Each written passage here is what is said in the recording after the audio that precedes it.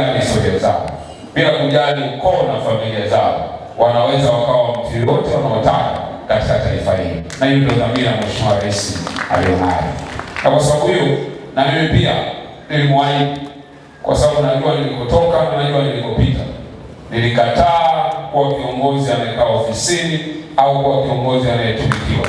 Niliamua kuwa kiongozi atakayefikia vijana popote walipo na kushughulika na changamoto zao na kuhakikisha wale wasio na sauti wanapata sauti na wasio na nafasi ya kusikilizwa wanapata nafasi ya kusikilizwa. Na kwa maelekezo yake ndio maana leo tuko Shinyanga tunazindua jukwaa hili la vijana platform. Ndugu washiriki, kwa mujibu wa takwimu za sensa ya watu na makazi ya mwaka 2022, vijana ni zaidi ya 1/3 ya Watanzania, na taifa letu ni kati ya mataifa yenye watu wachanga kwa maana ya umri. Wastani wetu wa umri kama taifa ni miaka 19. Tunashindwa, wametangulia nchi chache sana hapa Afrika. Kwa ufupi, Tanzania ni taifa la vijana. Lakini ukiangalia nguvu kazi, watu wanaozalisha katika taifa letu, 55% ya wazalishaji katika taifa letu ni vijana kati ya miaka 15 mpaka miaka 35.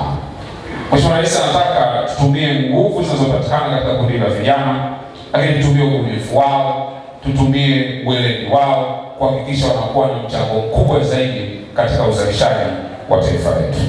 Ndugu washiriki, ninapenda kuwakumbusha kwamba mkoa wetu wa Shinyanga una hazina kubwa na fursa mbalimbali. Kwanza, kuna sekta ya madini. Hakuna msaidiwa kwamba Shinyanga ni miongoni mwa mikoa inaongozwa kwa shughuli za madini. Kupitia uwekezaji mkubwa uliofanywa na kampuni mbalimbali katika mkoa wetu, kuna fursa nyingi sana zinazozalishwa zikiwemo huduma za usambazaji, chakula, usafirishaji, ulinzi, teknolojia pamoja na uchimbaji mdogo. Vijana wanaweza kushiriki katika shughuli hii kwa kuwa mtu mmoja au pia kwa kuunda vikundi ambavyo vinaweza vikafaidika na fursa zinazotolewa.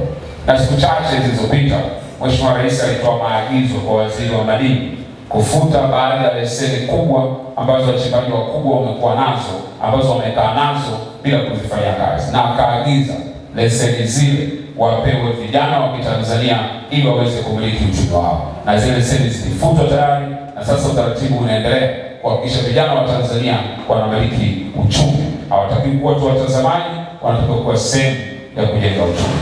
Lakini sambamba na hilo, katika mnyororo wa madini, Mheshimiwa Rais aliagiza na tayari tamko na tangazo limeshatolewa, bidhaa zaidi ya 20 zilizokuwa zinaagizwa kutoka nje ya nchi ameagiza zianze kuzalishwa ndani ya nchi kwa kutumia viwanda vidogo vidogo vya vijana watakaowezeshwa kupitia mikopo ambayo Mheshimiwa Rais tayari amekwisha kutoa fedha.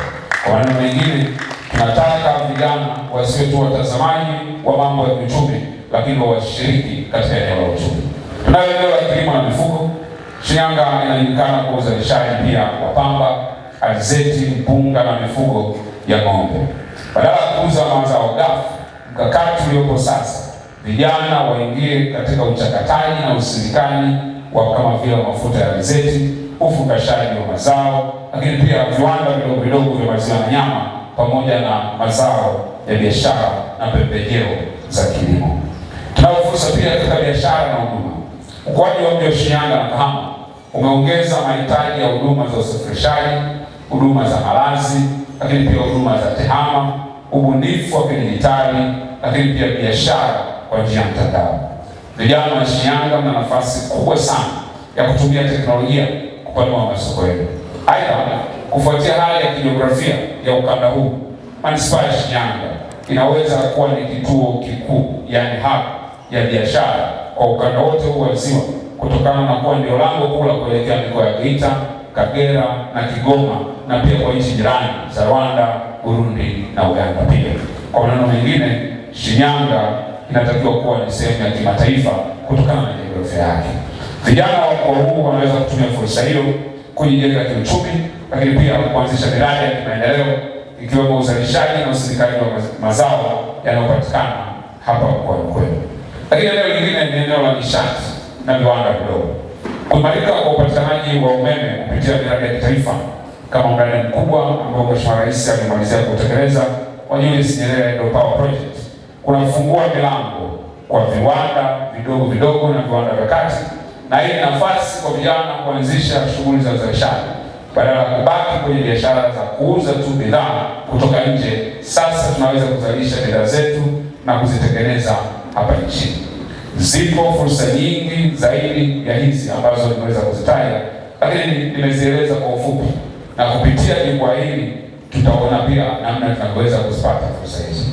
Lakini ndugu washiriki, tukumbuke kwamba Mheshimiwa Rais alipokuwa anapita katika kampeni alisema ndani ya siku 100 aliahidi mambo 13 ambayo angetaka kuyatekeleza. Siku 100 zimekwisha timia, na katika ahadi 13 alizokuwa amezisema, ahadi 6 alizizungumza zilikuwa zinahusiana na masuala ya vijana. Alizungumza kuhusiana na urasimishaji wa shughuli za vijana, ikiwemo vijana wanashughulisha na usafirishaji hasa katika eneo la bodaboda pamoja na bajaji, lakini pia mama na babalishe na wamachinga pia. Na utekelezaji wa agizo hili ulishaanza kufanyika. Sisi kama wizara tuliandaa mkutano pale Dar es Salaam.